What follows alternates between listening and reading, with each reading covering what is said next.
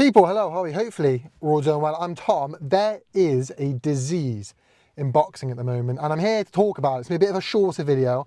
I just wanted to address there was a very, very, very controversial card on the weekend. If you don't know what I'm talking about, just go and look it up. There's a very controversial card on the weekend. Quite frankly, the judge that scored that card should not box again. I don't know what they were thinking. I don't know what they were thinking. I don't know how you get that. I don't know how you get that card. And quite frankly, I'm tired of talking about it. I'm tired of talking about constant, controversial, and just poor judging decisions in boxing. We see it all the time. The Bivol-Beterbiev fight was the same again.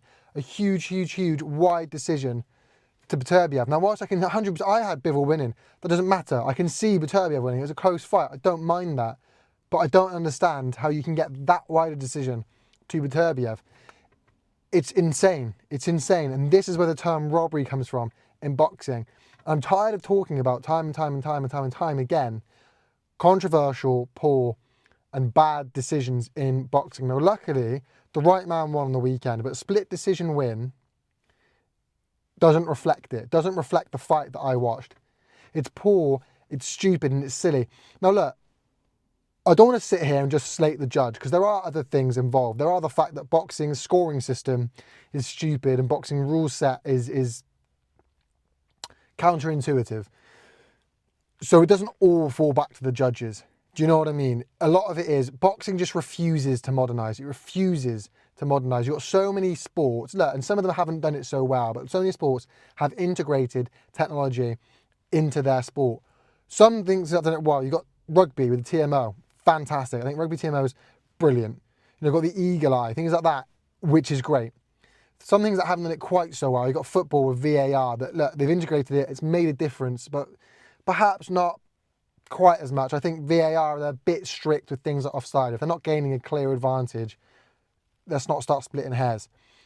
But they've integrated technology. They're trying to modernise. And again, I look at rugby. Rugby, my favourite sport. It's something that will constantly update its rule set.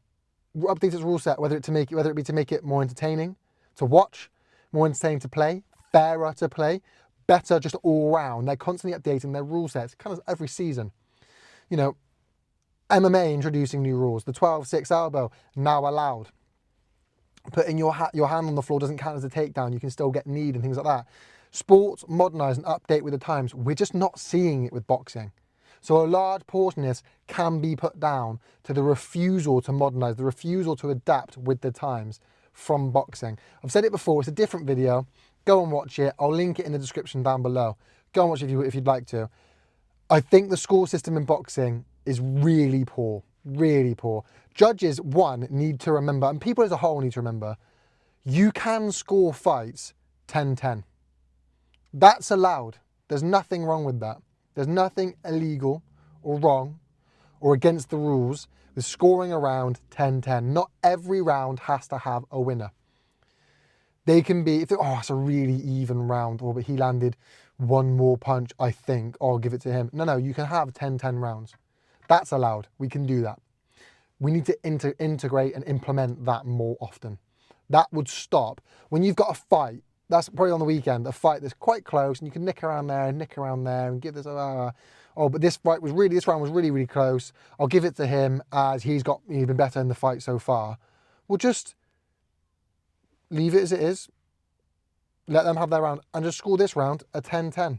And it would stop these astronomically wide scorecards. People need to remember that. But also we need a scoring system that's, as I said before, and I said it in the video, I've said it in my comment sections, I've said it in other videos, I'll say it again. I'll say it loads more, I'm sure.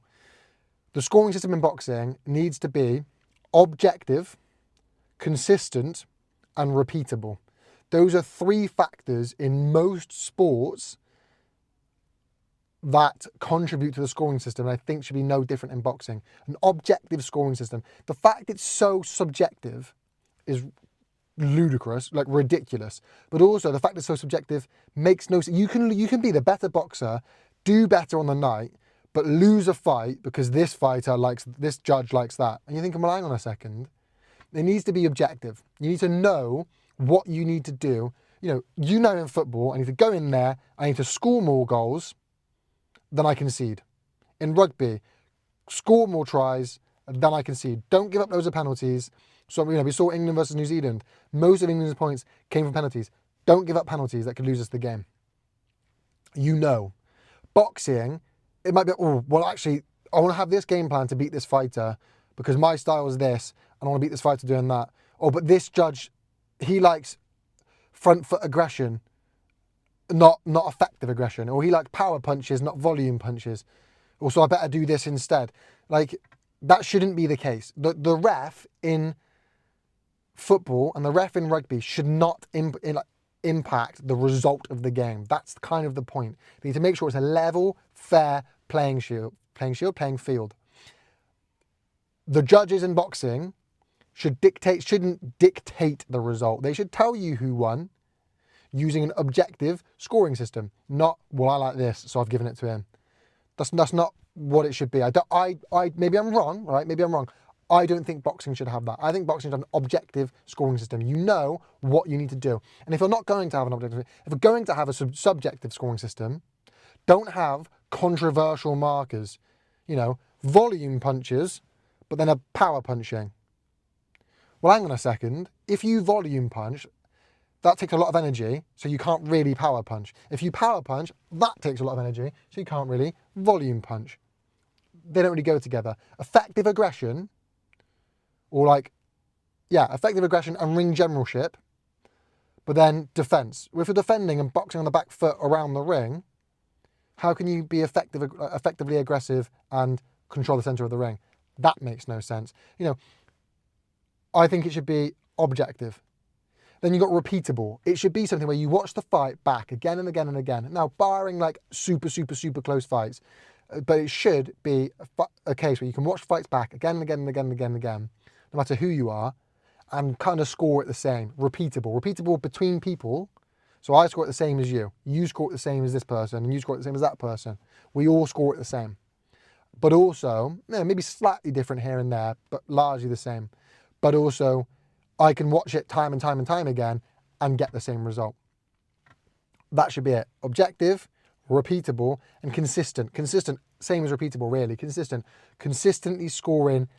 I can watch it again and again and again, consistently getting the same. It should be a consistent, but this person was aggressive and then they won the fight, and he won this fight because he was defensive. Effective defence. So, that doesn't, it should be consistent.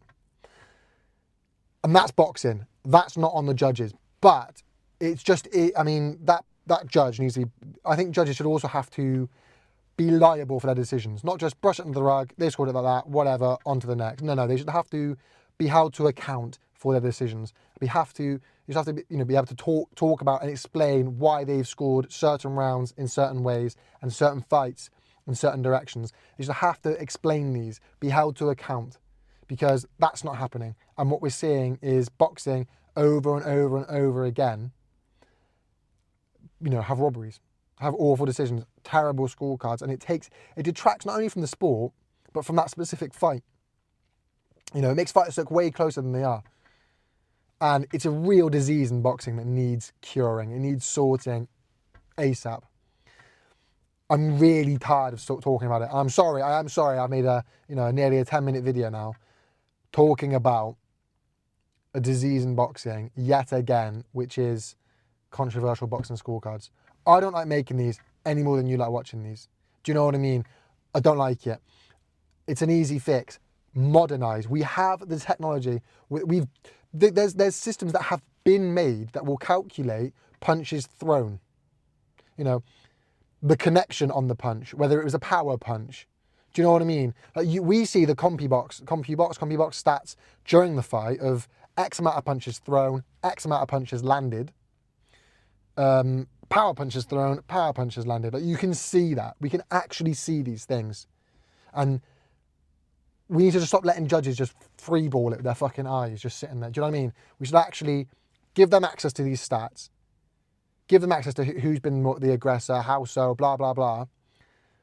And let that contribute towards the scorecards. Why don't we do that? Why don't we use technology that's out there already and that we've got access to and can make Do you know what I mean? Like, it's doable, 100%. We should do that, but we don't. And it's crazy to me. That needs doing. And the only other thing I'll say is potentially letting fighters know, look, this is the scorecard right now. Not every round, maybe every 3. 3, 6, 9. And then like championship rounds, championship fights, 3, 6, and 9. You know what the scorecards are. And then you know if you're behind, if you're ahead, if you can still win it, whatever it is. Do you know what I mean? And then you know how to strategically plan going forward. I lost the first half of the fight. They've given me, 4-2. I'm behind. Okay, let's go. Oh, then you know by 9, okay, this isn't going well. Let's go for the knockout, the last 3 rounds. You know what I mean? Or the knockdowns, whatever. And then you go 3, 6, 9. And then after the 12, round 1, 2, 3, start the 4th, you get the scorecards for the first 3. 4, 5, 6, start the 7th for the last, for the other one. 7, 8, 9, start the 10th for the last ones. And then you got 10, 11, 12. After the 12th, you get the result. Periodically hearing the scorecards, because in every other sport, if you're behind or ahead, and you can adapt your game plan for that. If if you're behind in football or rugby, you make subs to try and impact the game and get you the result. If you're ahead, you make subs to impact the game to hold on to the result. Do you know what I mean? And it seems only fair that in boxing you can get these adaptive styles. I think it could be an idea, right? I like it, and I think it would make for fairer fights. And more entertaining fights. If you're behind, you've got to go for it. Do you know what I mean? Anyway, people, you let me know your thoughts in the comment section down below. I am sorry for moaning again, but let me know your thoughts. Have I missed the bill here? Am I right? Am I wrong? Let me know your thoughts, people. I look forward to reading it. Make sure you leave a like, a comment, subscribe. You know how YouTube works, people. Peace.